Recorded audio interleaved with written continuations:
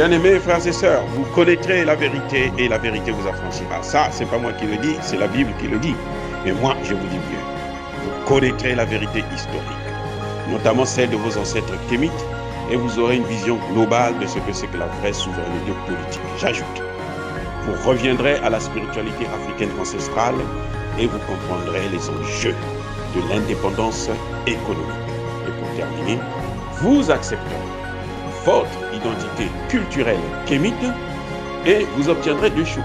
La première, c'est la paix. La seconde, c'est le développement, à une condition. L'unité de toute l'Afrique noire, l'unité de tous les Noirs du monde entier. Otep à tous, bienvenue sur la chaîne des panafricanistes par essence, par conviction et par excellence. Celle des citoyens kémites par nécessité et obligation de combat. Nous sommes une chaîne qui n'est guidée que par nos ancêtres et rien que par les ancêtres qui appartiennent à l'égrégore du monde noir. Par conséquent, nous ne croyons en aucun Dieu venu de l'étranger. Toutefois, cette vidéo n'est aucunement destinée à inciter à la haine ou à la violence, car nous menons un combat qui est d'abord et avant tout spirituel, ensuite il est politique, géopolitique et géostratégique, contre l'impérialisme, le colonialisme, le néocolonialisme et l'endocolonat, sur la base du principe fondamental que nous avons hérité de nos ancêtres kémites, qui est celui de la Mahat, c'est-à-dire solidarité, vérité et justice. Vous êtes donc en droit de connaître la vérité et nous avons l'obligation de vous dire la vérité et rien que la vérité, afin que justice soit rendue au continent africain. Et ça, c'est notre modeste contribution dans cette noble lutte en faveur de la souveraineté, la dignité, la solidarité et l'unité africaine. Ça, c'est ce que nous appelons le panafricanisme. Bien-aimés frères et sœurs, nous allons vous parler de l'obsession d'Emmanuel Macron par rapport au Mali. Emmanuel Macron est fou du Mali. Emmanuel Macron ne peut pas s'en passer du Mali. Emmanuel Macron passe son temps à circuler partout en Afrique et dans le monde pour parler du Mali. Emmanuel Macron ne veut pas lâcher le morceau. Mais pourtant, il est obligé de quitter le Mali. Il est obligé d'ailleurs, son armée a quitté le Mali. Bientôt, les casques bleus vont quitter le Mali. Et bientôt aussi, sa monnaie va quitter le Mali. Aussi simple que ça. Mais il n'arrête pas. Emmanuel Macron est fou du Mali. Emmanuel Macron veut mourir. Il peut se suicider à cause du Mali. Incroyable, mais vrai. Je vous ai dit la dernière fois que le sujet du Mali serait à l'ordre du jour lorsque Emmanuel Macron devrait partir en Algérie. Effectivement, il n'a pas attendu des heures. Aussitôt arrivé, et le premier dossier qu'il a mis sur la table, c'est celui du Mali. Il a coopéré avec le président algérien pour faire revenir la paix et la sécurité dans le Sahel et au Mali. Donc, pour lui, il sépare le Sahel et puis le Mali. Au lieu de parler de la sécurité au Niger et au Burkina Faso, là où il y a des bases militaires françaises, encore, il préfère parler du Sahel et du Mali. Mais le Mali fait partie du Sahel. Donc, en fait, quand on parle du Sahel, on ne devrait pas parler, on n'aurait pas besoin de parler spécifiquement du Mali. Mais s'il parle spécifiquement du Mali, c'est parce que le Mali, c'est une obsession pour lui. C'est parce qu'il n'arrive pas à se passer du Mali. Parce qu'il souffre d'avoir quitté le Mali. Mais ce que je dirais, c'est qu'il ne reviendra plus. Je vous garantis, M. Assimi Goïta ne le laissera pas rentrer encore au Mali. C'est fini pour lui, pour le Mali. Et les matières premières du Mali, c'est fini. Et les assassinats des Maliens, c'est fini. Parce que quand il part, ce qui est terrible, j'espère que la prochaine fois, quand le président algérien aura l'occasion de le rencontrer, il faudrait qu'il lui parle sérieusement de ce qu'ils ont fait en Libye. Parce que l'insécurité dans le Sahel vient de la Libye. Et la Libye, qui a apporté l'insécurité, c'est Emmanuel Macron, plutôt son prédécesseur, Nicolas Sarkozy. Donc c'est la France qui est à l'origine de ça. Ce n'est pas le Mali, ce n'est pas l'Algérie. Le président algérien a intérêt à ne pas céder d'un iota concernant la situation du Mali. Parce que le Mali constitue aujourd'hui l'avenir du continent africain tout entier. Si le Mali échoue, c'est l'Afrique qui échoue.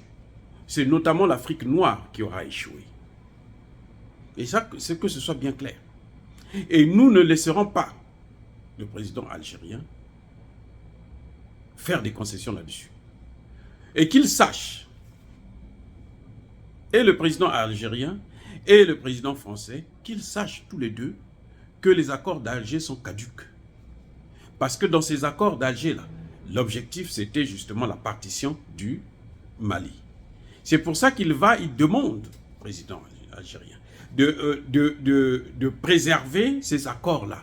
Parce que ces accords-là ont été faits avec, parrainés, j'allais dire, par la France. C'est la France qui a préféré transmettre ça aux Algériens afin que ils puissent trouver des moyens de diviser, de partitionner le Mali. Et comme la France, le parrain de ces accords, a été chassé du Mali pour incompétence, pour soutien aux terroristes et aux, comment dirais-je, aux djihadistes, et pour violation répétée de l'espace aérien du Mali, ben, automatiquement, les accords qui ont été parrainés par la France aussi sont caducs. Et je ne comprends pas comment le président algérien n'arrive pas à lui dire la vérité. Il faudrait qu'il lui dise la vérité, que les accords d'Alger, là, c'est fini, c'est passé. On n'a plus besoin de ça. Le Mali est un État souverain. Ceux qui ont signé ces accords-là, ce gouvernement qui a signé ces accords-là, c'était un gouvernement aux abois. C'était un gouvernement que la France avait mis devant le fait accompli. C'était un gouvernement que la France avait enfermé, condamné à accepter les propositions de la France, qui constituaient à diviser le Mali. Mais ça ne se fera pas, c'est fini. Puisque la France, le parrain, a été neutralisé, alors la France part avec ses accords d'Alger. L'Algérie doit comprendre maintenant, si elle veut repartir avec la France, ils veulent reprendre leurs amourettes, qu'elle le fasse en dehors du Mali, en dehors de l'Afrique noire. Que ce soit clair. Nous n'allons plus tolérer ces choses-là. Nous aimons nos frères algériens, parce qu'ils sont des Africains comme nous, mais nous ne tolérerons plus qu'ils commettent encore l'erreur de nous sacrifier, de nous empêcher d'atteindre notre souveraineté. Que ce soit bien clair. Le Mali a soutenu la guerre d'Algérie contre la France. L'Algérie a cette obligation morale de nous soutenir dans cette guerre contre la France.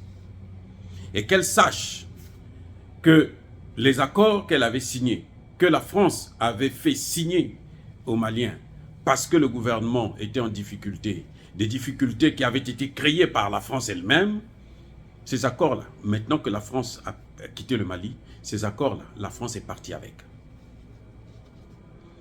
Que l'Algérie sache que ce n'est pas les 100 millions d'euros que la France veut mettre à leur disposition qui vont les pousser à vendre le Mali.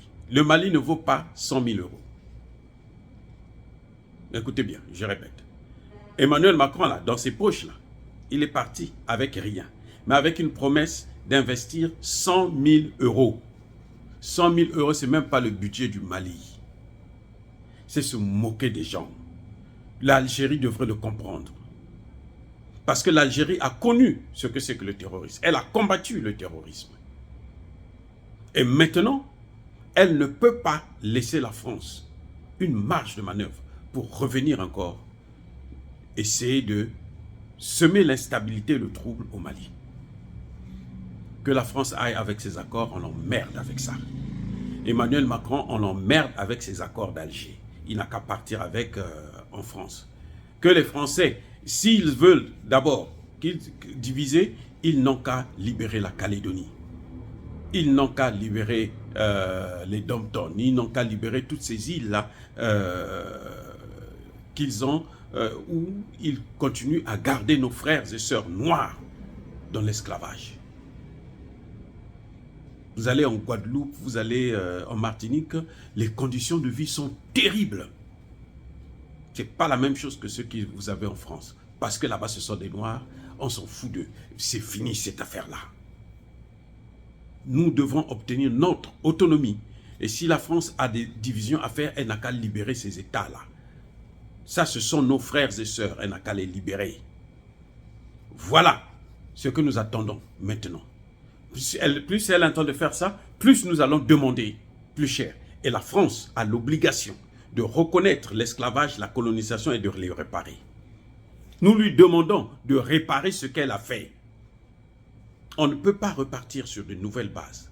Si la France, ne reconnaît pas les crimes contre l'humanité qu'elle a fait contre nous, il y en a deux essentiellement, l'esclavage, la colonisation. On ne parle pas de la recolonisation. Parce que pendant cette période des indépendances-là, la France n'a cessé de massacrer nos leaders.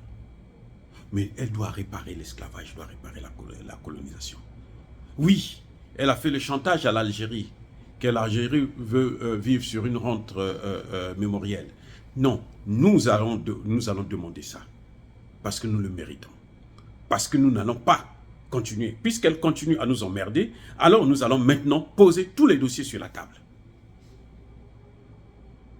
Voilà, bien-aimés frères et sœurs. Dire cela, c'est inciter à la haine ou à la violence. Non. C'est la sincère vérité. C'est la stricte vérité. Parce que la France abuse de ses petits pouvoirs qu'elle a, de son autorité. C'est l'avantage qu'elle a eu sur nous en nous pillant nos matières premières. Ça suffit maintenant. Soyez bénis par le Dieu des Kémites, j'ai dit et j'assume.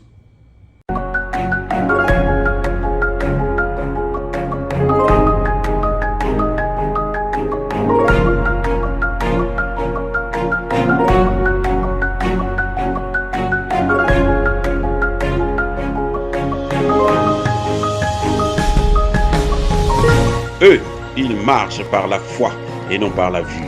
Mais moi, je vous conseille vivement de marcher par la connaissance scientifique et historique, notamment celle de nos ancêtres kémites, par les 5 sens et par l'intelligence. À vous, à Pierre.